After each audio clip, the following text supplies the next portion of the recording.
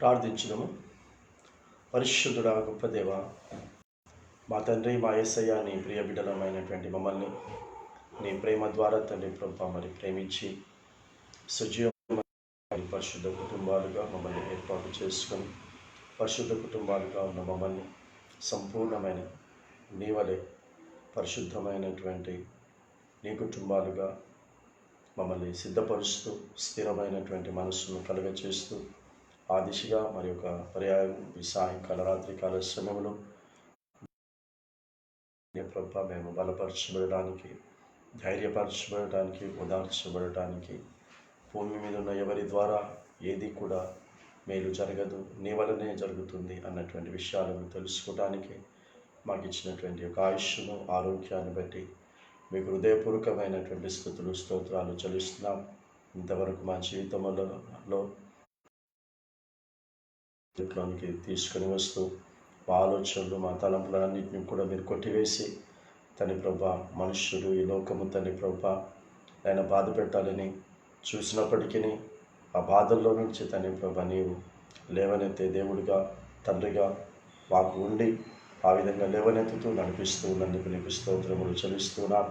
ఈ సమయంలో తండ్రి ప్రభా లైవ్ ద్వారా వీక్షించడానికి సిద్ధపడినటువంటి బిడ్డల్ని ఇక్కడ ఉండి కూడా తండ్రి ప్రభా వింటూ ఉన్నటువంటి బిడ్డలందరినీ కూడా తండ్రి ప్రభా వినుట వలన విశ్వాసము కలుగును, అది క్రీస్తు మాటలను వినుట వలన విశ్వాసము కలుగును అన్న ఆ విశ్వాస సహితమైనటువంటి ప్రార్థన దేనినైనా తండ్రి ప్రభా సాధ్యపరచుకోగలదు నాయన, నీకు స్తోత్రం. అలాంటి జీవితంలోనికి బిడ్డలందరినీ మమ్మల్ని అందరినీ కూడా నడిపిస్తూ ఉన్నందుకు మీకు స్తోత్రాలు చెల్లిస్తాం. ఈ దిన పరిచయలో కూడా మీ ఆత్మ సహాయం నడిపింపును అనుగ్రహించినందుకు నీకు స్తోత్రం. ఆహ్వానించుకున్నటువంటి బిడ్డలకు, కుటుంబాలకు తండ్రి ప్రభా రావాల్సిన దీవెనల ఆశీర్వాదాలు రెండుగా కుమరించి ధ్యానించినటువంటి వాగ్దానంతో కూడినటువంటి ప్రవచన లేఖన భాగాలు ఆయా కుటుంబాలలో మీరు నెరవేర్పులోనికి తీసుకొని వచ్చి మిమ్మల్ని మీరు మహిమ తెచ్చుకోవడమని కూడా తండ్రి ప్రభా ప్రార్థిస్తున్నాం. సమర్పణతో కూడినటువంటి అర్పణలు కూడా అర్పించున్నారు కనుక తండ్రి ప్రభా వారిని నిండుగా దీవించి ఆశీర్వదించమని ప్రార్థిస్తున్నాం.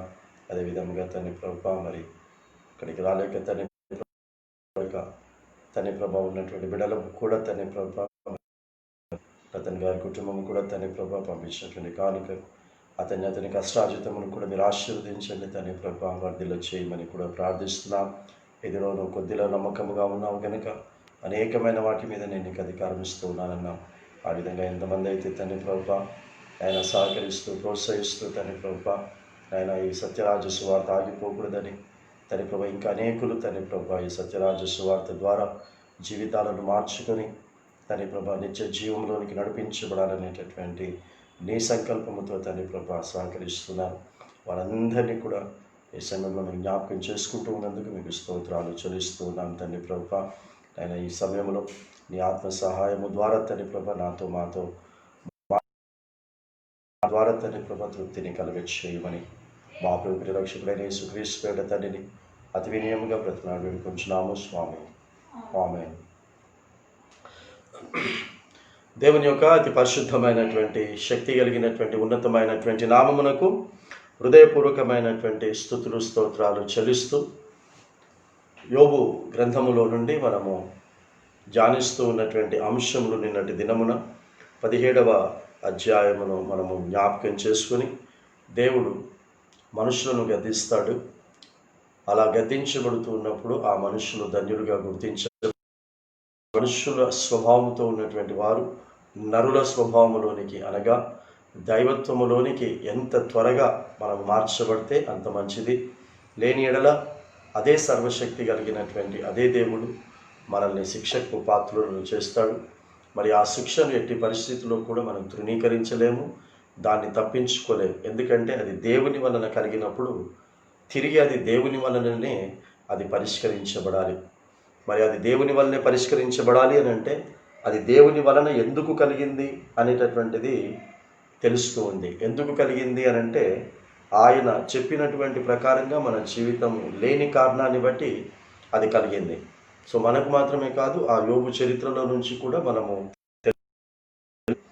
ఎందుకు పిల్లలు ఈ భూమి మీద లేకుండా అర్ధాయుష్యుతో జీవితాన్ని ముగించుకున్నారు, ఎందుకు ఉన్నవన్నీ ఒకేసారి వెళ్ళిపోయాయి అనంటే ఏదో లోపం అక్కడ కనబడుతూ ఉంది దేవునికి, మనుషులకు కనబడటం లేదు.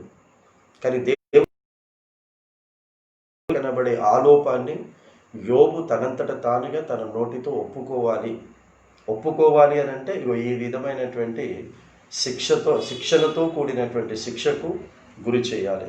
మరి అతన్ని అలా చేసినప్పుడు మనల్ని ప్రేమిస్తూ ఉన్నట్లయితే, మనల్ని ఇష్టపడుతున్నట్లయితే మన పట్ల కూడా అలాగే చేస్తాడు అని మనం జ్ఞాపకం చేసుకుంటూ ఉన్నాం. అందుకే పద్యంలోనికి మనం రాగానే అక్కడ రాయబడుతున్నటువంటి మాట ఈరోజు మనం ధ్యానిస్తామని సెలవిచ్చున్నాం. ఆయనే గాయపరుస్తాడు, గాయపరిచిన ఆయననే ఆ గాయమును కడతాడు. గాయము అంటే ఏదైనా తీసుకోండి, అది ఆర్థిక ఇబ్బందులే తీసుకోండి, అనారోగ్యమే తీసుకోండి, అవమానాలే తీసుకోండి, నిందలే తీసుకోండి, అది చదువు విషయమే తీసుకోండి, ఉద్యోగ విషయమే తీసుకోండి, ఏదైనా మీరు తీసుకోండి. అంటే నీ మనస్సుకు బాధ కలిగేది, నీ శరీరానికి బాధ కలిగేది, నీ హృదయము కలవరపడేది, ఇవన్నింటికి ఏంటి అంటే మన బ్రతుకే కారణం. ఆ బ్రతుకు విధానమును బట్టి సంతోషమునివ్వాలా లేదా సంతోషమును తీసేయాలి అనేటటువంటి నిర్ణయాన్ని దేవుడే తీసుకుంటాడు. అది ఆదికాండము నుంచి, అనగా ఆదాము కుటుంబము దగ్గర నుంచి దేవుడు అదే పద్ధతిని పాటిస్తూ ఉన్నాడు. అందుకే ఆయన చెప్పుకుంటూ ఉన్నాడు, నేను నిన్న నేడు నిరంతరము ఏకరీతిగా ఉన్నాను అని అంటున్నాడు. అంటే ఆయనలో మార్పు లేదు. ఏ విషయంలో మార్పు లేదు అని అంటే, ఆయన ఉద్దేశ ప్రకారంగా జీవించేటటువంటి వారిని ఆయన ఎప్పుడు కూడా గాయపరచడు. ఆయన ఉద్దేశ ప్రకారంగా జీవించకపోతేనే ఆయన గాయపరుస్తాడు. సో ఎవరిని కూడా ఆయన పరీక్ష చేసినా ఆ పరీక్షలో నష్టపోయేటట్టు మాత్రం చేయడు. అదే నిన్నటి దినమున అబ్రహాము చరిత్రలో నుండి అబ్రహాం విషయం చూశా. నువ్వు ప్రేమించుచూ ఉన్నటువంటి నీ ఏకైక కుమారుడైనటువంటి ఇస్సాకును నాకు బలి ఇచ్చేయని అన్నాడు. కానీ తీసుకోలేదు, చంపబడేటట్టుగా చేయలేదు. అతన్ని పరీక్షించాడు, ఇస్తాడా ఇవ్వడా అని పరీక్షించాడు, కానీ తీసేసుకోలేదు. ఇక్కడ మనము యోబు కుటుంబ విషయంలో మనం చూస్తే తీసేశాడు, తొలగించేశాడు. ఎందుకు? అక్కడనేమో పరీక్ష, ఇక్కడ పరీక్ష కాదు, ఇక్కడ శిక్ష. గాయపరుస్తూ ఉన్నట్టుగా మనం గమనిస్తూ ఉన్నాం. కాబట్టి దేవుడే మనల్ని గాయపరుస్తూ ఉన్నప్పుడు దేవుని దగ్గరకు వచ్చి ప్రార్థన చేసి ఆ గాయమును కట్టమని అడగటం కాదు, ఎందుకు గాయపరిచాడో తెలుసుకొని ఆ తప్పిదాన్ని సరి చేసుకోవటం, ఆ పాపమును విడిచిపెట్టడం, అదే పరిష్కార మార్గం తప్ప మిగతా ఇంకొకటి ఏది కూడా కాదు అనేటటువంటి విషయాన్ని మనం జ్ఞాపకం చేసుకుంటూ ఉన్నాం. సో తెలుసుకోండి, ఎవ్వరి ద్వారా కూడా మనకు మేలు కలగదు, ఎవరి ద్వారా కూడా మనకు నష్టం కలగదు. నష్టం కలిగిన దేవుని ద్వారానే, మేలు కలిగినా కూడా దేవుని ద్వారానే. కాబట్టి మన జీవితంలో ప్రతిదీ కూడా దేవుని కనుసన్నల్లో, దేవుని సెలవు చొప్పుననే ప్రతిదీ కూడా జరుగుతుంది ద్వారా స్పష్టంగా తెలియపరచబడుతూ ఉంది. ఆయనే గాయపరిచేవాడు, ఆయనే బాధపరిచేవాడు, ఆయనే కష్టాల పాలు చేసేవాడు, ఆయనే శ్రమల పాలు చేసేవాడు, మరలా ఆయననే వాటిలో నుండి విడిపించేవాడు. శ్రమల్లో నుండి విడిపించేవాడు ఆయనే, బాధల్లో నుంచి విడిపించేవాడు కూడా ఆయన్నే. ఎందుకంటే యోబును విడిపించాడు, ఈ పరిస్థితుల్లో నుంచి బయటికి తీసుకొచ్చాడు. ఎందుకు తీసుకొచ్చాడు అని అంటే, తన నోటితో తాను ఒప్పుకుంటే కానీ ఆ పరిస్థితి తీసుకురాలేదు. అలాగే యాకోబును కూడా తీసుకోండి. పాత నిబంధనలో అయినటువంటి యాకోబు గారిని కూడా మీరు తీసుకోండి. యాకోబును యబ్బోకు రేవు దగ్గర ఎందుకు ఇజ్రాయేలుగా మార్చాడు? ఎందుకు తన అన్న అయినటువంటి ఏశావు చేతిలో యాకోబు చనిపోవాలి ఆ రాత్రికాల సమయంలో? అతడు యాకోబును చంపటానికి దాదాపు 400 మందిని వెంటబెట్టుకొని, కత్తిని చేత పట్టుకొని అతనికి ఎదురుగా వస్తున్నాడు. యాకోబుకు ఎదురుగా అతన్ని నరికేయాలని, చంపేయాలని వస్తూ ఉన్నాడు. కానీ ఆ రాత్రి యాకోబు చంపబడకుండా, అటు శారీరకంగా చంపబడకుండా, ఆత్మీయంగా చంపబడకుండా ఎందుకు చేశాడు అంటే, ఆ రాత్రంతా దేవుని సన్నిధిలో పెనుగులాడుతూ ఉన్నాడు, మొరపెడుతూ ఉన్నాడు, అన్ని చేస్తున్నాడు, కానీ ఒప్పుకోవటం లేదు. ఆయనేమో దేవుడేమో రాత్రంతా ఏం ఎదురు చూస్తున్నాడు, తెల్లారేదాకా దేవుడు అతనితో పాటే ఉండి ఏం ఎదురు చూస్తున్నాడు? ఇతడు క్షమించు అని అడుగుతాడేమో, నేను పాపం చేశాను, తప్పు చేశాను, నేను మోసం చేశాను అంటాడేమో అని చూస్తున్నాడు, కానీ అనట్లేదు. చివరికి తన నోటితో ఆ మాట అనేటట్టుగా నీ పేరేంటి అని అడిగాడు. ఎన్నో విధాలుగా ప్రయత్నం చేశాడు, అతడు చెప్పకపోతే అతడు ఒప్పుకోలేకపోతున్నాడు, కానీ క్షమించు అని మాత్రం అడుగుతున్నాడు. అన్న చేతిలో నేను చావొద్దు అంటున్నాడు, నా పరిస్థితులను బాగుపరచు అంటున్నాడు. కానీ తన స్వభావం ఎలాంటిదో అది చెప్పుకోవట్లేదు. దేవునికి వ్యతిరేకమైనటువంటి జీవితం జీవించాడు అనే విషయం చెప్పట్లేదు. కాబట్టి నీ పేరు ఏంటి అని అడిగితేనైనా ఆ పేరులోనే ఉంది తన మోసపూరితమైనటువంటి జీవితం అనే ఉద్దేశంతో నువ్వెవడివి అని అడిగినట్టు. నీ పేరేమిటి అంటే నువ్వెవడివి అని అడిగినట్టు. నువ్వు ఎవరివి, నువ్వు ఎలాంటి స్వభావం కలిగినటువంటి వ్యక్తివి అని అడిగినట్టు నీ పేరేంటి అంటే. అప్పుడు అతడు తన పేరుతో చెప్తున్నాడు, నేను మోసగాన్ని అని చెప్తున్నాడు. అంటే యాకోబు అంటే మోసగాడు. కాబట్టి నీ పేరేమిటి అంటే నువ్వు ఎవరివి అని అడుగుతూ ఉన్నాడు అని అంటే నేను మోసగాన్ని అని చెప్పాడు. అప్పుడు దేవుడు ఆ మాట అన్నాడు, ఏంటి, నువ్వు దేవునితోనూ మనుషులతోనూ పోరాడి గెలిచితివి కనుక ఇక మీదట నువ్వు మరణము లేదు, నువ్వు మరణం కావు, శత్రువు తిరిగి నీకు మిత్రుడైపోతాడు, తిరిగి మీరు కలుసుకొని జీవిస్తారు, భయం లేకుండా, ఆందోళన లేకుండా, ఆప్యాయత అన్యోన్యతతో జీవిస్తారు. కాబట్టి రాత్రంతా ప్రార్థన చేసినందుకు జరగలేదు అక్కడ కార్యము, ఒప్పుకున్నందుకు కార్యం జరిగింది. సో మనం ఏం చేస్తామంటే, యాకోబు రాత్రంతా ప్రార్థన చేసినప్పుడు యాకోబును నువ్వు దీవించిన దేవా నన్ను కూడా దీవించు అని అంటాం మనం. యాకోబుకు మరణం తప్పించిన దేవా నాకు తప్పించు అని అంటాం. అప్పుడు దేవుడి నుంచి మనకు వచ్చేటటువంటి జవాబు ఏంటి? యాకోబును ఎందుకు మరణం నుంచి తప్పించాను, ఎందుకు ఆ రాత్రి దీవించానంటే అతడు మోసగాడు అని ఒప్పుకున్నాడు కనుక నువ్వు కూడా ఒప్పుకో, నేను కూడా ఒప్పుకోవాలి. మనం ఒప్పుకోవాలి దేవుని సన్నిధిలో. ఎందుకు గాయపరిచాడో తెలుసుకొని ఆ గాయానికి కారణమైనటువంటిది మనం వదిలిపెట్టాలి. సో ఆదాము జీవితంలో కూడా అంతే. ఎందుకు ఏదోని తోట నుంచి చెలగొట్టాడు, ఎందుకు కష్టపడి ఆయన భూమిని దున్నితే ఆ భూమి పంటనివ్వకుండా గచ్చ పొదలను ముళ్ళ తుప్పలను అది మొలిపించింది. ఎందుకు మొలిపించింది అంటే అతడు చేసిన తప్పు, అతడు చేసిన పాపం, దేవునికి అవిధేయుడయ్యాడు కనుక అంత కష్టపడ్డాడు. మనం మామూలుగా చెప్పుకుంటూ వెళ్ళిపోతాం. ఏదోతో నుంచి బయటికి వెళ్ళిపోయిన తర్వాత దేవుడు ఆ చెమట ఆ యొక్క నేలను తడిపితే కానీ ఆ నేల పంటనివ్వదు, నీకు ఆహారం ఇవ్వదు అని మామూలుగా చదువుకొని వెళ్తాం. కానీ ఒకటి ఆలోచన చేసి ఏదోను తోటలో నుండి వెళ్తా అతడు ఎన్ని దినములు, ఎన్ని నెలలు ఆదాము వాళ్ళిద్దరూ తిండి లేక ఉండి ఉంటారో ఒకసారి ఊహించుకోండి మీరు. ఎందుకంటే ఏదోను తోటలో ఉన్నప్పుడు వాళ్ళు ఫలములను తిని బతికినటువంటి వారు. ఆ తర్వాత వారిని వెళ్ళగొడుతూ అన్నాడు, మీరు భూమిని దున్నాలి అన్నాడు. అంటే వారిని గాయపరుస్తూ ఉన్నాడు దేవుడు, వారిని బాధలకు గురి చేస్తున్నాడు, వారిని శ్రమలకు అప్పగిస్తూ ఉన్నాడు. ఎలాంటి శ్రమలకు అప్పగిస్తున్నాడంటే తినటానికి తిండి కూడా వారికి దొరకని పరిస్థితికి అప్పగించుతున్నాడు. ఎందుకంటే వారికి బయటికి ఏదో తోడు నుంచి బయటికి వెళ్ళగానే వారికి ఆహారం లేదు అక్కడ. ఏదో తోడు బయట ఏమీ తినలేరు వాళ్ళు. ఎందుకంటే వారు ముందు భూమిని దున్నాలి. భూమిని దున్నాలి అంటే వారికి నాగలి కావాలి. నాగలి కావాలి అని అంటే వారు చెట్లను నరకాలి. చెట్లను నరికి ముందు నాగటిని తయారు చేసుకోవాలి. మరి నాగలిని తయారు చేసుకున్న తర్వాత ఆ నాగటితో భూమిని దున్నాలంటే వారికి ఎద్దులు కావాలి. కానీ ఆ ఎద్దులకు సెలవు లేదు నాగటి దున్నటానికి. కాబట్టి వీళ్ళిద్దరే ఎద్దులుగా మార్చబడ్డారు. ఆ నాగటిని వీరిద్దరే మోసి దున్ని ఉంటారు. మరి దున్నగానే వెంటనే పంట రాదు, దానికి సంబంధించినటువంటి విత్తనాలు వేయాలి. ఆ తర్వాత వేచి చూడాలి. అది 3 నెలల్లో, 4 నెలల్లో, 6 నెలల్లో ఆగాలి పంట రావాలంటే. సో ఇదంతా జరగటానికి ఒక ప్రాసెస్ ఉంది. కాబట్టి ఈయన అది దున్నుమన్నాడు, కానీ దున్నటానికి కావలసినటువంటి పరికరాలు లేవు అక్కడ. దున్నడానికి కావలసినటువంటివి ఏవి కూడా అందుబాటులో లేవు. వాటిని ముందు ఆయన సిద్ధపరచుకోవాలి.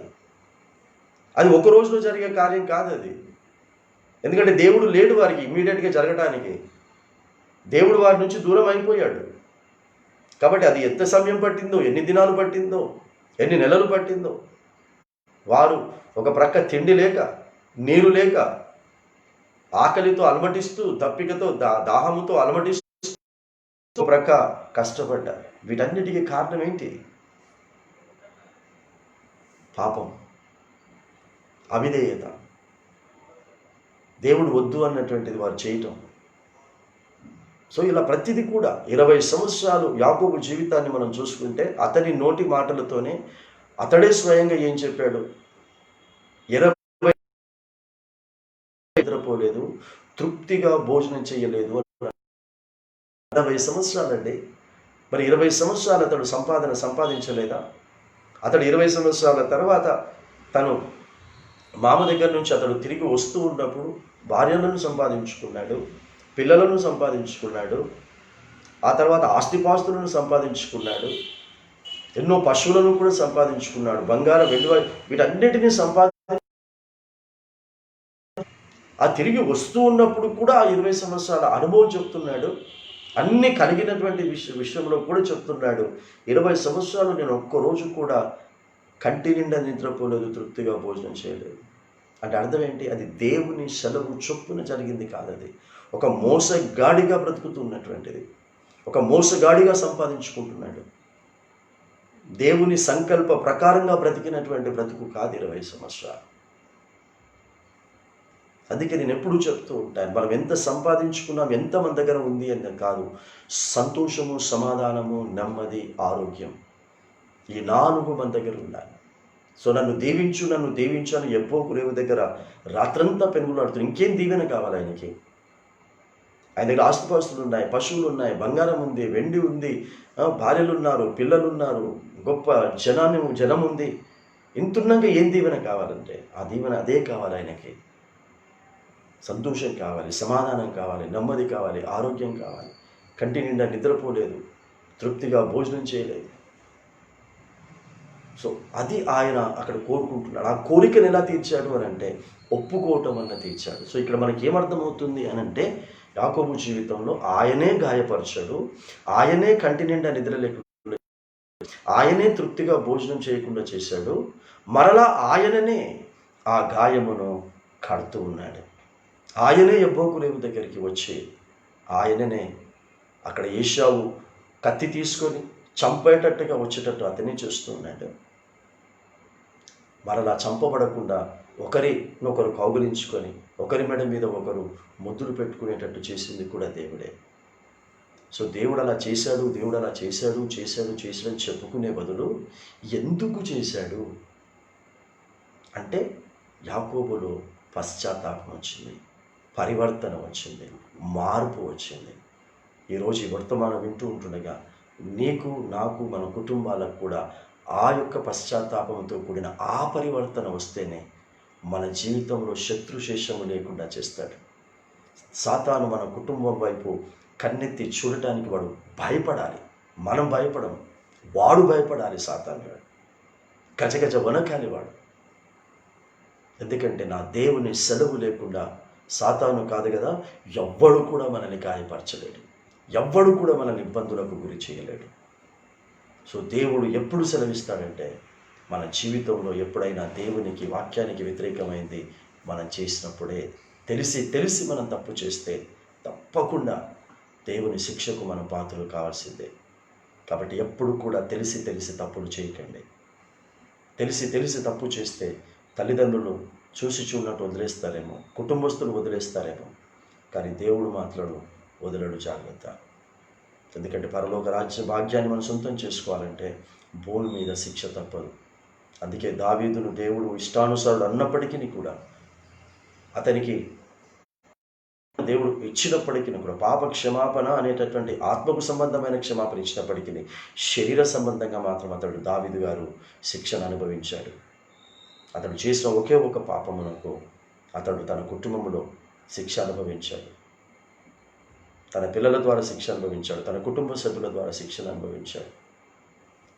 సో ఆ విధమైనటువంటి శిక్ష మనకు కలగకూడదు అని అంటే తెలిసి ఏ తప్పిదాలు చేయకండి. కాబట్టి ఎప్పుడైతే ఆయన గద్దిస్తాడో, ఆ గద్దింపుకి ఎప్పుడైతే మనం లోబడతామో, లోబడి ఎప్పుడైతే మన పాపాలను, మన దోషములను, మన తప్పిదాలను ఎప్పుడైతే సరిదిద్దుకుంటామో, వెంటనే మన పరిస్థితులన్నిటినీ ఆయన బాగుపరుస్తాడు అని అర్థం. గాయపరిచి ఆ గాయమును కడతాడు. అంతేకాకుండా ఆయన చేతులే స్వస్థపరుస్తాయి అని చెప్తున్నాడు. సో ఆయన చేతులు మనల్ని స్వస్థపరచటానికి కూడా ఉన్నాయి అని చెప్తున్నాడు. చాలామంది మనం వింటూ ఉన్నాం. ఇప్పుడు ఉందో లేదో తెలియదు, కానీ అప్పట్లో అనేవాళ్ళు, పలానా డాక్టర్ దగ్గరికి వెళ్ళి చూయించుకోండి అనేవాళ్ళు పెద్దలు. ఎందుకమ్మా అక్కడికే ఎందుకు వెళ్ళాలి అని అంటే, వాళ్ళ హస్తవాసి చాలా మంచిది అండి అని అంటారు. హస్తవాసి చాలా మంచిది, ఆ డాక్టరు చెయ్యి మంచిది అని చెప్తారు, ఆ నర్సు చెయ్యి మంచిది అంటే వాళ్ళు మెడిసిన్స్ ఇస్తున్నారు, వాళ్ళు ఇంజెక్షన్ ఇస్తూ ఉన్నారు, కానీ దానికి అనట్లేదు వాళ్ళు మంచి ట్రీట్మెంట్ ఇస్తారు అని అనలేదు. వాళ్ళ చెయ్యి మంచిదండి, ఆ డాక్టర్ గారు చెయ్యి మంచిది అంటారు అని అంటున్నారు. ఒకప్పుడు అనేవాళ్ళు. సో మన దేవుడు కూడా ఏమంటున్నాడంటే, నా చేతులు మిమ్మల్ని ముట్టి స్వస్థపరుస్తాయి, మీ శరీరాన్ని ముట్టి స్వస్థపరుస్తాయి, మీ పరిస్థితులను కూడా నా చేతులే బాగుపరుస్తాయి, పాడైన మీ ప్రతి దాన్ని కూడా నా చేతులు బాగుపరచడానికి ఉన్నాయి అని చెప్తాడు. నేను చాలా సందర్భాలలో అనగా ఈ పరిచయకు వచ్చిన తర్వాత ఎన్నో పర్యాలు తలనొప్పులు వచ్చాయి, ఎన్నో పర్యాలు కాళ్ళ నొప్పులు వచ్చాయి, ఎన్నో పర్యాలు కడుపు నొప్పి వచ్చాయి, ఎన్నో పర్యాలు నడుపు నొప్పి వచ్చేది. ఈ శరీరం ఎన్నోసార్లు అలసిపోయింది, ఎన్నోసార్లు నొప్పులయ్యాయి. కానీ ఎవరితో కూడా ఆ కాలు ఒత్తిపించుకోవటం కానీ తలొత్తిపించుకోవటం కానీ చేయలేదు. అలా చేసే వాళ్ళందరూ కూడా మనుషులు, నరులు కాదు. అది చాలా తప్పు. అది ఒత్తిపించుకోవటం, ఒత్తటము తప్పది. పరిచర్య చేయటం, పరిచర్య చేయించుకోవటం తప్పది. అది పాపం కాదది, తప్పు. ఎందుకంటే ఇక్కడ నా దేవుడు నాకు ఇచ్చినటువంటి ఈ పరిశుద్ధ గ్రంథంలో చెప్తున్నాడు, నీకు కాలు నొప్పులైతే, నీకు నడుము నొప్పి అయితే, నీకు తలనొప్పి అయితే, నీకు ఏది శరీరము కానీ మనసు కానీ ఏదైనా నీకు ఏది జరిగినా నా చేతులున్నాయి అని చెప్తున్నాడు. ఆయన చేతులున్నాయి అని చెప్తున్నాడు. ఆయన చేతులు మనకు కనబడవు, కానీ మనకు తెలియకుండానే ఒక 2 నిమిషాల్లో, 3 నిమిషాల్లో, ఒక 5 నిమిషాల్లో ఆ తలను, ఆ కడుపు నొప్పి తగ్గిపోతుంది, ఆ కాళ్ళ నొప్పులు తగ్గిపోతాయి. ఎలా తగ్గిపోయాయి తెలీదు, మనకు తెలియదు ఎలా తగ్గిపోయాయి. కానీ దానికి రీజన్ ఏంటంటే దేవుని చేతులే ముట్టి స్వస్థపరచబడ్డాయి. కాబట్టి చాలా సందర్భాల్లో నేనేమనుకుంటానంటే, నాకు తలనొప్పి వచ్చినా, ఏదైనా వచ్చినా, తల నొప్పి వచ్చినందుకు నేను బాధపడను, దిగులు పడను. ఎందుకంటే ఆ తలనొప్పి రావటం వల్ల నా దేవుని చేతులు, నా యేసయ్య చేతులు, నా ఆదరణకర్త చేతులు అక్కడ తాకపోతున్నాయి అని ఎంతో సంతోషంగా ఫీల్ అవుతూ ఉంటాను. ఎందుకంటే ఎవరైనా తలనొప్పి వస్తుంది నాకు అని అంటే, ఎవరైనా ఒత్తలేదనుకోండి, బాధ అనిపిస్తుంది. సో ఎవరన్నా మనకి ఇష్టమైనటువంటి వారు పరిచర్య చేస్తూ ఉంటుంటే, ఒత్తుతూ ఉంటుంటే ఒక విధమైనటువంటి ఆనందం కలుగుతుంది. మరి అదే మన యేసయ్య, అదే మన దేవుడే తన చేతులతోనే మరి పరిచర్య చేస్తే ఇంకెంత బాగుంటుంది, ఇంకెంత ఆనందంగా ఉంటుంది. సో ఇక్కడ మాటలు అక్షరరీతిగానైనా తీసుకోండి. ఇక్కడ ఆత్మీయంగా మనం తీసుకోకపోయినా అక్షరరీతిగా అంటున్నాడు, ఎక్కడ నీకు గాయమైందో, అది శరీరానికైనా, అది మనసుకైనా, ఆ హృదయానికైనా, అక్కడికి నా చేతులు వస్తాయి అని చెప్తున్నాడు. అక్కడ నా చేతులు ముడతాయి అని చెప్తున్నాడు. ఆ చేతులతో స్వస్థపరుస్తాను అని చెప్తున్నాడు. ఆయన శిలువ మరణానికి సంబంధించినటువంటి శ్రమల గురించి యెషయా గ్రంథకర్త 53వ అధ్యాయము రాయిస్తూ, ప్రవచనాలను రాయిస్తూ ఆయన ఒక మాట రాయిస్తాడు యేసుక్రీస్తు ప్రభుల వారి గురించి. ఆయన మనుష్యుడిగా పుట్టినందుకు ఈ మాటలు ఆయనకు కూడా వర్తిస్తాయి. ఏది? దేవుడే మనిషిని లేదా నరులను లేదా ఎవరినైనా గాయపరుస్తాడు, ఆయనే గాయపరుస్తాడు, ఆయనే ఆ గాయమును కడతాడు, ఆయన చేతులే స్వస్థపరచబడతాయి అన్నటువంటి ఈ మాట యేసుకు కూడా వర్తించింది. ఎందుకు యేసుకు వర్తించిందంటే, యేసు పాపం చేసినందుకు కాదు, యేసు తప్పు చేసినందుకు కాదు, మనము చేసిన పాపమును ఆయన భరించబోతున్నాడు కనుక, ఆయన అనుభవించబోతున్నాడు కనుక, కాబట్టి ఆయనకు కూడా తప్పలేదు. అందుకే ఆయన గురించి ఏం రాయించాడో చూడండి. యెషయా గ్రంథం 53వ అధ్యాయము 10వ వచనంలో ఏమంటాడో చూడండి. యెషయా గ్రంథం 53వ అధ్యాయం 10వ వచనంలో, అతనిని నలుగగొట్టుటకు యెహోవాకు ఇష్టమాయెను. ఇక్కడ మనము 18వ వచనం చూసాం. ఆయనే గాయపరుస్తాడు, గాయమును కడతాడు, ఆయన గాయము చేయును, ఆయన చేతిలో స్వస్థపరచును. ఆయన అంటే యెహోవా దేవుడు, సృష్టికర్త. సో సృష్టికర్త అయినటువంటి దేవుడు, యెహోవా దేవుడు, యేసు మనిషిగా పుట్టి మనుషులందరూ చేసినటువంటి పాపముల నిమిత్తము ఆయన మరణము కాబోతున్నాడు. అంటే మన పాపాలను ఆయన స్వీకరించి, ఆయన పాపిగా, పాపము చెయ్యని ఆయన పాపమును స్వీకరించుకొని ఆయన పాపిగా మరణిస్తున్నాడు. కాబట్టి ఆయనకు కూడా తప్పలేదు. సో అందుకే అక్కడ రాస్తున్నాడు, అక్కడ ఏమని, అతనిని నలుగగొట్టుటకు యెహోవాకు ఇష్టమాయను, అతడు తన్ను తానే అపరాధ పరిహారార్థ బలి చేయగా అతని సంతానము చూచును. ఏమంటున్నాడు? అతడు తనను తానే అపరాధ పరిహారార్థ బలి చేయగా, అంటే ఆయన అపరాధం చేయలేదు, మనము చేసిన అపరాధములకు ఆయన పరిహారము చెల్లిస్తున్నాడు, ఆయన ఫైన్ కడుతున్నాడు. కాబట్టి ప్రతిదానికి పరిహారము చెల్లిస్తూ ఉన్నాడు.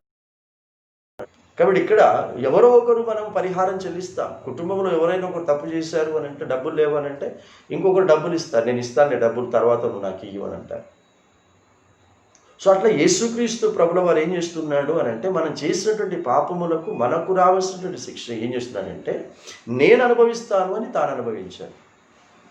సో అది ఎవరి సెలవు చొప్పున జరిగింది అంటున్నాడు? యెహోవా సృష్టికర్త ద్వారా జరిగింది అంటున్నాడు. అంతేకాదు, అతడు దీర్ఘాయుష్మంతుడగును.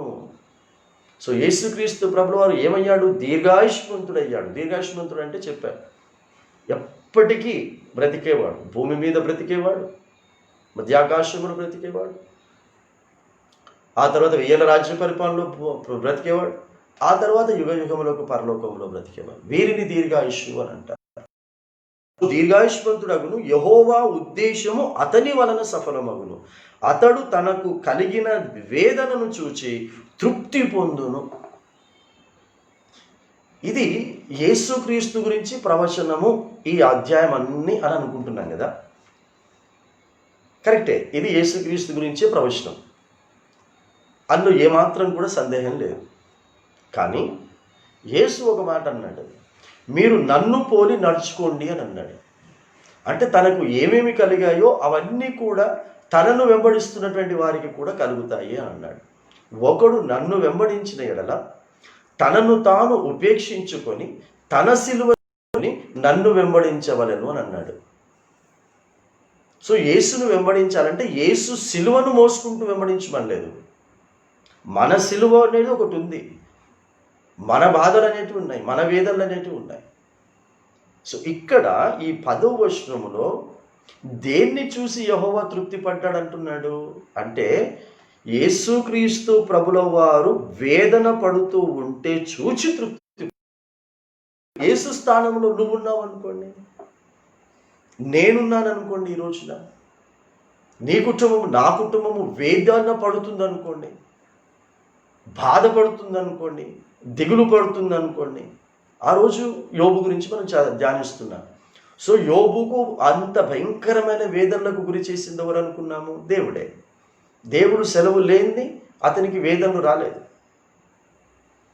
సో అవన్నిటి ద్వారా, అంటే యోబు ఒక ప్రక్క వేదన అనుభవిస్తూ, యోబు ఒక ప్రక్క బాధలతో కూడినటువంటి శరీర కురుపులను అనుభవిస్తూ ఉంటుంటే ఎవరు తృప్తి పొందినట్టు? ఇప్పుడు యెహోవా దేవుడు తృప్తిగా ఉంటున్నాడంట. ఎందుకు తృప్తిగా ఉంటున్నాడంటే, ఈ రోగము ద్వారా, ఈ బాధల ద్వారా, ఈ వేదన ద్వారా అతడు తన తప్పును తెలుసుకొని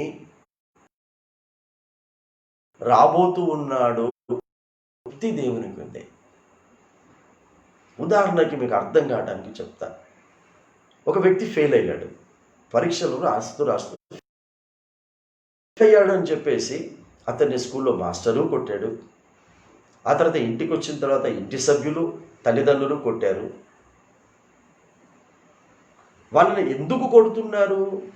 ఆ కొడుతుంటే నొప్పి కాదా? బాధ కాదా? గాయం కాదా?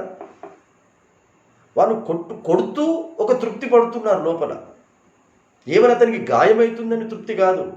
ఈరోజు నేను కొట్టడం వలన, ఈరోజు నేను వీటిని బాధ పెట్టడం వలన వారు శ్రద్ధతో రేపటి దినమున చదువుకొని మరలా పరీక్షలు రాసి పాస్ అవుతారు అనగా రేపటి రిజల్ట్ కొరకు వారు తృప్తి పడుతున్నారు ఇక్కడ బాధ పెడుతూ.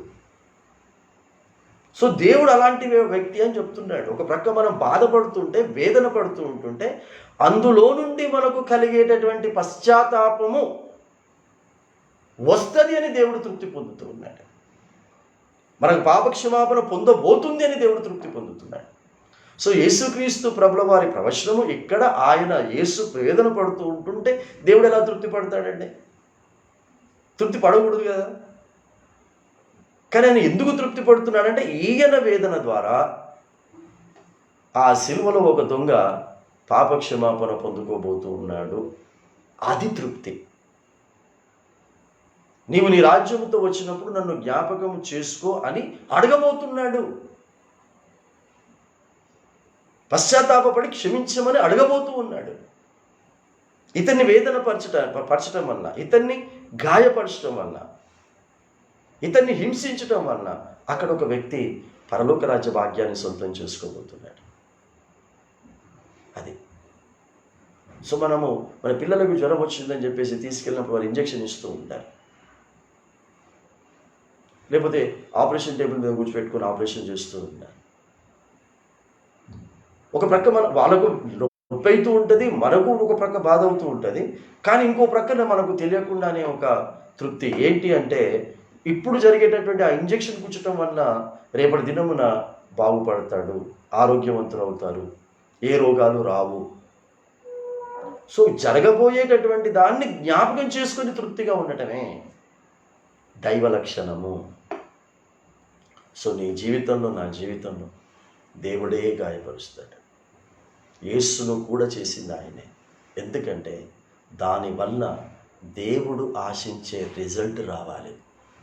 మనం దేవుడు వేదనపరిచి, బాధపరిచి, ఆర్థిక ఇబ్బందులకు గురి చేసి, నానా రకాలమైనటువంటి ప్రతికూల పరిస్థితులు అన్నీ తీసుకొస్తే మనం ఏం చేస్తున్నామంటే మూర్ఖులుగా ఎవరి దగ్గరికి వెళ్ళి ప్రార్థన చేయించుకుంటే, ఎవరి దగ్గరికి వెళ్ళి మొక్కుబడులు చెల్లించుకుంటే, విన్నారా, ఎక్కడ మహిమ ఉంది, ఏ స్థలములో నావన్నీ పరిష్కరించబడేటటువంటిది ఉంది, ఎన్ని మెట్లు ఎక్కితే ఎన్ని మెట్లు దిగితే, ఎన్ని కొండలు ఎక్కితే ఎన్ని కొండలు దిగితే, ఎన్ని మోకాళ్ళ మీద నడుచుకుంటూ పోతే మోకాళ్ళ మీద నడుచుకుంటూ వస్తే, ఇవి నా బైబిల్లో లేవు.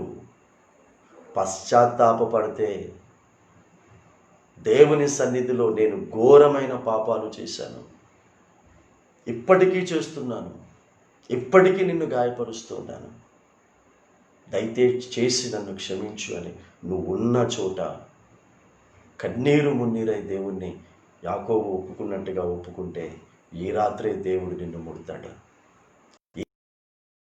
ఈ శరీర స్వస్థతనిస్తాడు. ఈ రాత్రే దేవుడు నీ ఆర్థిక పరిస్థితులన్నిటినీ కూడా బాగుపరుస్తాడు. ఈ రాత్రే ప్రతి విధమైనటువంటి సంతోషమును, సమాధానమును, నెమ్మదిని, ఆరోగ్యమును, పరిపూర్ణతను దేవుడు నీకు ఇస్తాడు. అదే రాత్రి ఇచ్చాడుగా యాకోబుకు, అదే రాత్రి ఇచ్చాడు. తెల్లారే లోపు జరిగిపోయింది కార్యం. ఈ రోజు కూడా, ఈ రాత్రి కూడా వింటుండగా తెల్లారే లోపు నీ కార్యం జరిగిపోతుంది అని నేను చెప్పడం కాదు, నీలో వచ్చే పరివర్తన. అలాంటి సేవకుని కాదు నేను అనేస్తున్నాను, ఈ రాత్రి నీ కార్యం జరిగిపోతుంది, తెల్లారేసరికి నీ సమస్యలన్నీ పరిష్కరించబడతాయి అని అనేవాడిని కాదు. నీలో పరివర్తన వస్తే, యాకోబు ఒప్పుకున్న విధంగా నువ్వు ఒప్పుకుంటే, మరలా పాపము జోలికి నువ్వు పోకపోతే, మరలా దేవుని నువ్వు బాధ పెట్టకపోతే, ఇక్కడ చూడండి అదే 53వ అధ్యాయంలో 4వ వచనంలో ఏమంటున్నాడు? నిశ్చయముగా అతడు మన రోగములను భరించాడు. అసలు నీకు రోగం ఎందుకు వస్తుందో మనకు అర్థం కాదు. అక్కడ స్పష్టంగా చెప్తూ ఉన్నాడు, నాకు రోగం వస్తే నా రోగమును నా యేసయ్య భరిస్తున్నాడు అని చెప్తున్నాడు. నా యేసయ్య రోగమును భరిస్తే నాకెలా నొప్పి అవుతుంది, నాకెలా కష్టం అవుతుంది? కావద్దు కదా. ఇప్పుడు ఇంకా మీకు అర్థం కాదని చెప్తాను. నేను ఒక బుట్ట మోసుకుంటూ పోతున్నానండి. అందులో 10 కిలోల మ్యాంగోస్ ఉన్నాయి. 10 కిలోల మ్యాంగోస్ బుట్టను మోసుకుంటూ నేను వెళ్తున్నాను. వెళుతూ ఉంటుంటే ఎదురుగా నా కొడుకు వచ్చాడు. డాడీ నువ్వు ఎందుకు మోస్తున్నావు అని చెప్పి ఆ గంప తీసుకొని, 10 కిలోల గంప తీసుకొని తన నెత్తి మీద పెట్టుకున్నాడు. అంటే ఇప్పుడు 10 కిలోల గంప కలిగినటువంటి దానిని ఎవరు మోస్తూ ఉన్నారు? ఎవరు భరిస్తున్నాడు? నా కొడుకు భరిస్తున్నాడు. సో నా తల మీద ఉన్నటువంటిది ఇప్పుడు ఎవరికి వెళ్ళిపోయింది? కొడుకు మీదకి వెళ్ళిపోయింది. ఇప్పుడు నాకు తల నొప్పి అవుతుందా? అది భారంగా ఉంటుందా? ఉండదు. ఎందుకంటే ఇక్కడ నుంచి అక్కడికి ట్రాన్స్ఫర్ అయిపోయింది. ఆ బుట్ట, ఆ 10 kgs అక్కడికి ట్రాన్స్ఫర్ అయిపోయింది. అలాగే ఇక్కడ ఏం చెప్తున్నాడంటే, నాకు రోగం వస్తే ఆ రోగము యేసుకు ట్రాన్స్ఫర్ అయిపోతుందంట. నిశ్చయముగా ఆయన మన రోగములను భరించెను. ఇది ప్రెజెంట్ టెన్స్ కాదు, ఇది పాస్ట్ టెన్స్. ఇది అంటే ఎప్పుడో జరిగిపోయింది. ఇది అంటే నీకు ఎప్పటికీ రాదు అని అర్థం. ఎప్పటికీ రాదు నీకు. ఎప్పటిదాకా నీకు రాదు? ఆయన వాక్యానుసారంగా నువ్వు నడుచుకునేంత వరకు. మళ్ళీ అదే సామెతల గ్రంథం 4:20-21 వచనాలే. నీ సర్వ శరీరమునకు ఆరోగ్యం కలుగుతుంది ఆయన ఉపదేశములను అంగీకరించి దాని ప్రకారంగా నడుచుకుంటే అని ఉంది. అంటే ఎందుకు నీకు ఆరోగ్యం కలుగుతుంది సర్వ శరీరమునకు అని అంటే, నీ అనారోగ్యమును యేసుక్రీస్తు ప్రభువారు భరిస్తున్నాడు. ఆయన తీసుకుంటున్నాడు. నీకు ఏ నొప్పులు ఉండవు, ఏ బాధలు ఉండవు, ఏ టాబ్లెట్ ఉండదు, ఏది ఉండదు నీకు ఇక్కడ. లేకపోతే ఇక్కడ ఈ వాక్యం అబద్ధం అవుతుంది. కాబట్టి నాకు వచ్చే రోగము, వచ్చిన రోగము, రానయ్యున్న రోగాలు ఇవన్నీ కూడా మధ్యలో నా యేసయ్య ఉండి, నాలో యేసయ్య ఉండి ఆయన తీసుకుంటాడు. సంతోషాన్ని, ఆరోగ్యాన్ని, ఆనందాన్ని, వీటన్నిటినీ నన్ను అనుభవించు అంటాడు, నిన్ను అనుభవించు అంటాడు. కానీ బాధను మాత్రం నేను అనుభవిస్తాను అని అంటాడు యేసయ్య.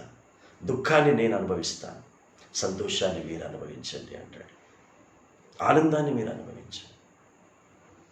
మన వ్యసనములను వహించను, ఆయనను మొత్తబడిన వాడిగాను, ఆయనను మన రోగములను భరించి, మన సమస్తాన్ని ఆయన భరించి, ఆయన అన్నింటిలో నుంచి మనకు ప్రార్థన జవాబు ఇస్తున్నా, ఆయనను మనం ఏం చేస్తున్నామట?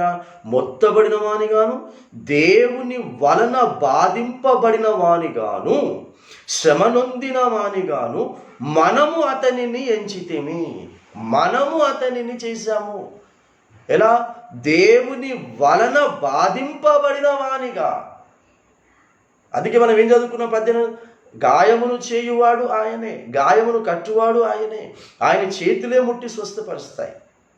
సో ఇప్పుడు యేసు కూడా గాయపరచబడటానికి, యేసు కూడా బాధపరచబడటానికి, యేసు కూడా ముళ్ళ కిరీటం పెట్టించబడటానికి, కొరడాలతో కొట్టింపబడటానికి, మేకులతో కొట్టబడటానికి, ప్రక్కలో బల్లంతో పొడవబడటానికి, వీటన్నింటినీ దేవుని వలననే కలిగింది. ఎందుకు కలిగింది అంటున్నాడంటే, మనము చేశాము అంటున్నాడు.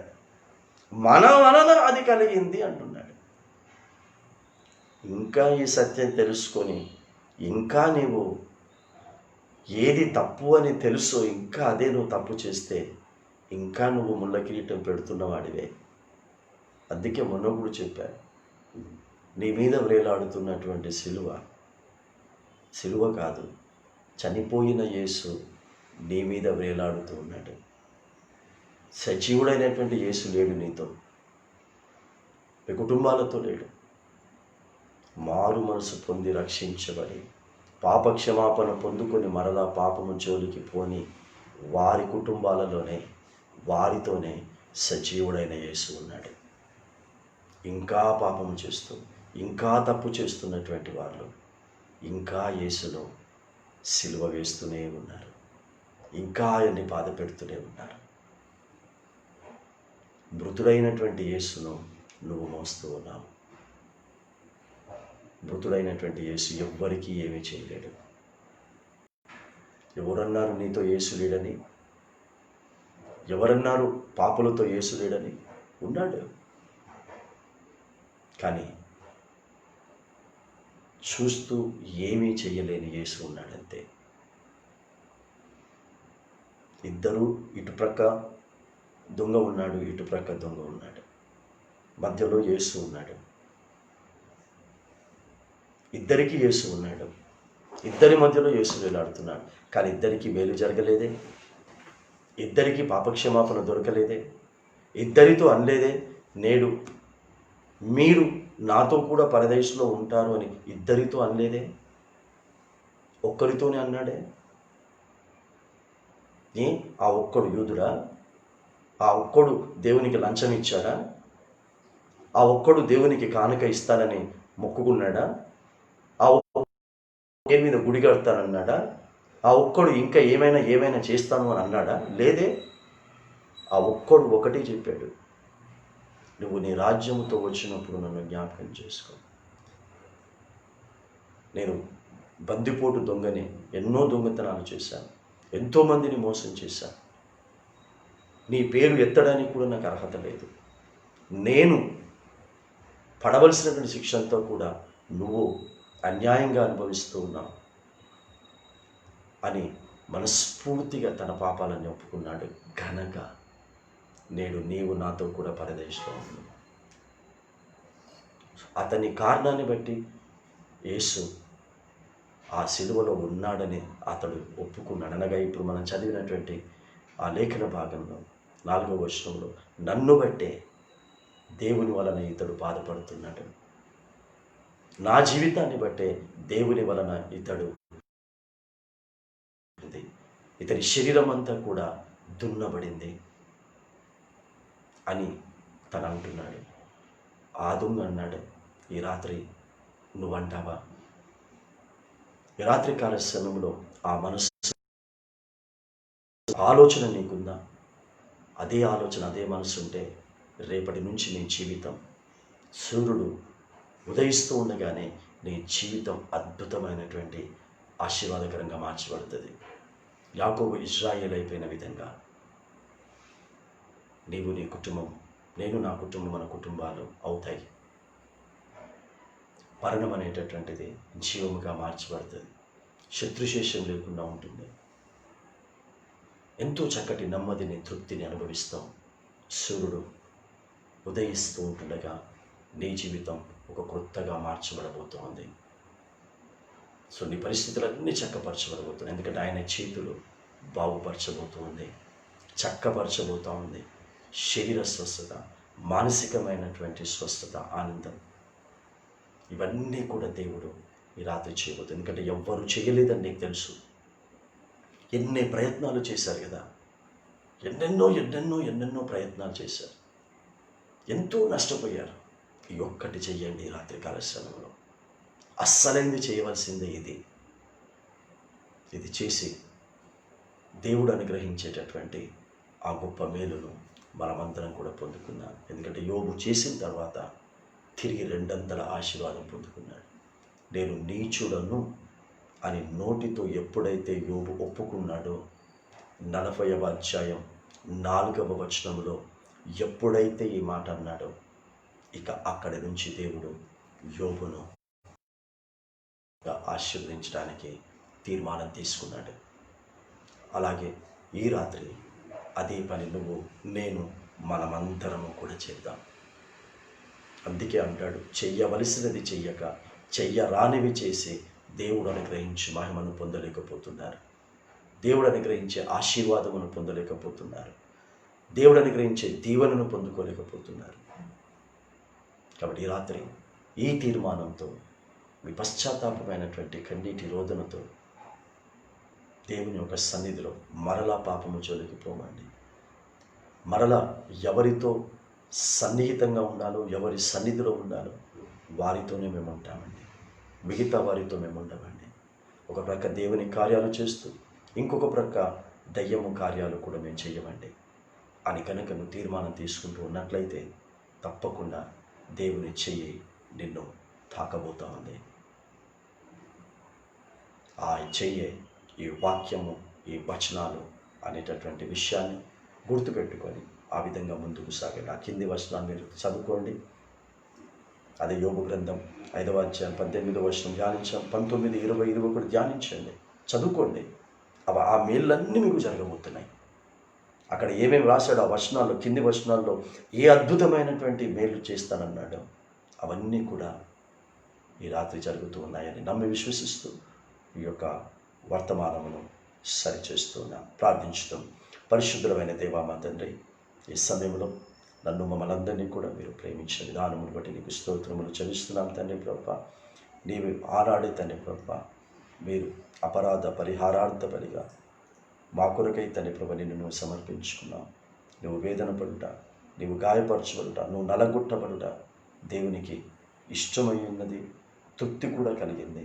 ఎందుకనంటే మేము మారుతామని, మేము పాపములో నుంచి బయటకు వస్తామని, మేము త్రాగుడులో నుంచి బయటకు వస్తామని, మేము అబద్ధములో నుంచి బయటకు వస్తామని, మేము మోసములో నుంచి, వ్యభిచారములో నుంచి, నానా రకాలమైనటువంటి సాతానుకు సంబంధమైన వాటిలో నుండి మేము బయటికి వస్తాము అన్నటువంటి ఆ నమ్మకం నీకు కలగటం వల్ల నువ్వు తృప్తి పొందావు తండ్రి, నీకు స్తోత్రం. కాబట్టి ఆ తృప్తి మీకు మిగిల్చేటటువంటి విధముగా మేము మార్చుకున్నటువంటి మా జీవితమును, చక్కపరుచుకున్నటువంటి మా జీవితమును కాపాడుకుంటూ ముందుకు సాగే అనుభవంలోనికి మమ్మల్ని స్థిరపరుస్తూ ఉన్నందుకు నీకు స్తోత్రములు చెల్లిస్తున్నా. రాత్రికాల సమయంలో ఎంతమంది అయితే తండ్రి ప్రభా మరి పశ్చాత్తాపమైనటువంటి హృదయంతో పరివర్తన చెంది తండ్రి ప్రభా ఒక మంచి జీవితాన్ని ప్రారంభిస్తాము అనే తీర్మానం తీసుకుంటూ ఉన్నారు. నీ చెయ్యి చాచినందుకు నీకు స్తోత్రం. ప్రతి దాన్ని బాగుపరుస్తున్నందుకు నీకు స్తోత్రం. ఆగిపోయిన పనులను మీరు తిరిగి ప్రారంభిస్తూ ఉన్నందుకు నీకు స్తోత్రాలు చెల్లిస్తున్నాము తండ్రి.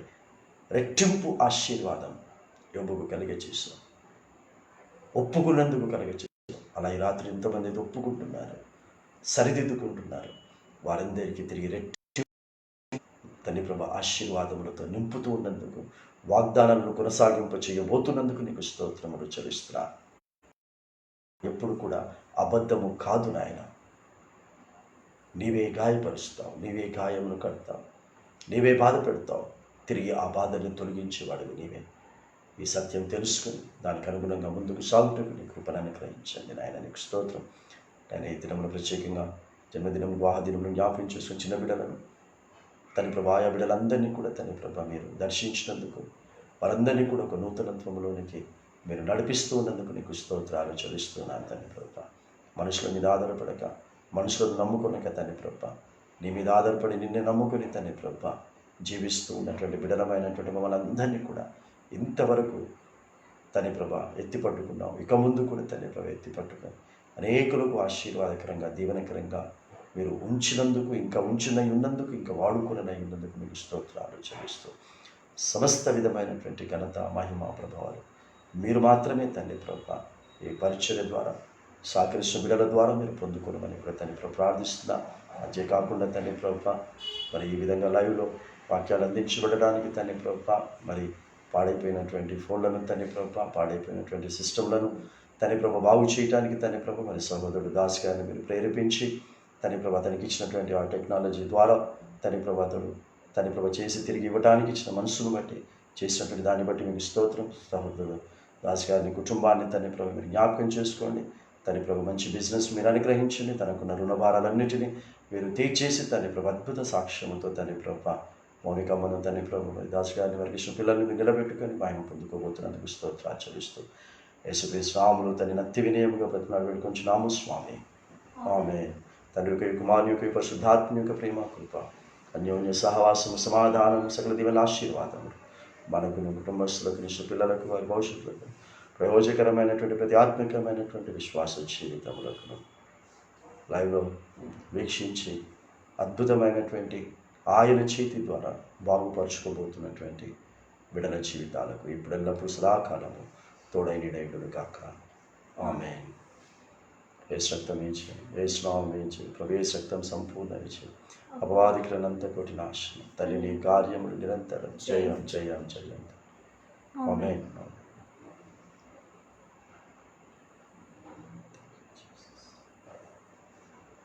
ప్రైజ్ రాండి. అందరికీ వందనాలు. God bless you all.